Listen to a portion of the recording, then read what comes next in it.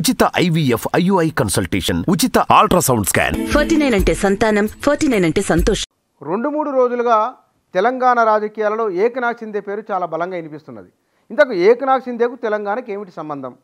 మహారాష్ట్ర ముఖ్యమంత్రి తెలంగాణ రాజకీయాల్లోకి ఎందుకు వస్తున్నట్లు?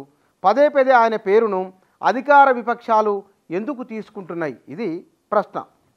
ఇటు కాంగ్రెస్ నుంచి, బీజేపీ నుంచి, బీఆర్ఎస్ నుంచి ఈ ముగ్గురు కూడా ఏకనాథ్ షిందే గురించి మాట్లాడుతున్నారు. నిజంగా మరి తెలంగాణలో ఏకనాథ్ షిందే ఎవరు అవుతారా లేదా? అంత ఏకనాథ్ షిందే ఎందుకు పేరు? సుదీర్ఘకాలంగా శివసేనలో ఉంటూ ఆ పార్టీని చీల్చి బీజేపీ మద్దతుతో అక్కడున్న ప్రభుత్వాన్ని పడగొట్టి తాను ముఖ్యమంత్రి ప్రభుత్వాన్ని ఏర్పాటు చేసిన ఏకనాథ్ షిందే. అది అక్కడ జరిగింది. అంటే ప్రభుత్వాన్ని పడగొట్టి తాను అధికారంలోకి రావడం, నిలబెట్టుకోవడం. అది మహారాష్ట్రలో జరిగింది. అక్కడనే మరొకటి జరిగింది. అజిత్ పవార్ ఎన్సీపీ నుంచి అజిత్ పవార్ బయటికి వెళ్ళిపోయి షిందే వర్గంతో కలవడం ఒక పరిణామం జరిగింది. ఇక్కడ కూడా కాంగ్రెస్లో ఏకనాథ్ షిందే ఉన్నారని, అది రేవంత్ రెడ్డి కేంద్రంగానో లేదా మరొకరి కేంద్రంగానో రకరకాల సందేహాలు వస్తూ ఉన్నాయి. ఏకనాథ్ షిందే తరహా రాజకీయం తెలంగాణలో వచ్చే అవకాశం లేదు. ఎందుకు? రేవంత్ రెడ్డి తాను ఫ్రంట్ లైన్లో ఉండి కాంగ్రెస్ పార్టీని గెలిపించుకోవడంలో కీలకమైన పాత్ర పోషించి తానే ముఖ్యమంత్రి అయింది కాబట్టి తన ప్రభుత్వాన్ని తాను పడగొట్టుకోవడం. ఇంకోటి, బీజేపీ మద్దతు తీసుకొని చేసుకోవాలనుకున్న బీజేపీకి ఉన్న 8 మంది ఎమ్మెల్యేలతోని ఆయన ప్రభుత్వాన్ని ఏర్పాటు చేసేది లేదు.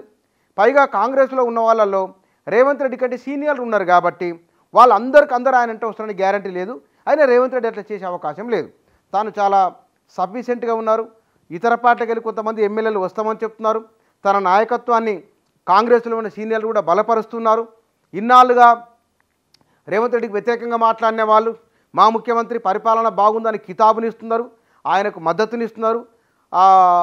ప్రభుత్వ నిర్ణయాలలో భాగస్వాములు అవుతున్నామని, మునుపటి కంటే భిన్నంగా ఉంటామని చెప్తున్నారు, చెప్పే ప్రయత్నం చేస్తున్నారు. అంతర్గతంగా వచ్చే విభేదాలు ఇప్పటికైతే ఈ రోజుకైతే ఏం కనబడట్లేదు. అన్నింటికంటే తాను ముఖ్యమంత్రిగా ఉండేందుకోసమై ఎదురవుతున్న అడ్డంకులు అయితే ఇప్పుడు రేవంత్ రెడ్డికి ఏమీ లేవు.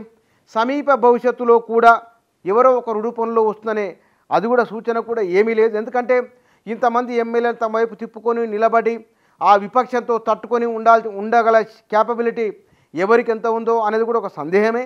కాబట్టి ఇన్ని అంశాలు తీసుకున్నప్పుడు ఏకనాథ్ షిందే రోలు తెలంగాణలో పునరావృతం కావడానికి లేదా రావడానికి అవకాశం లేదు.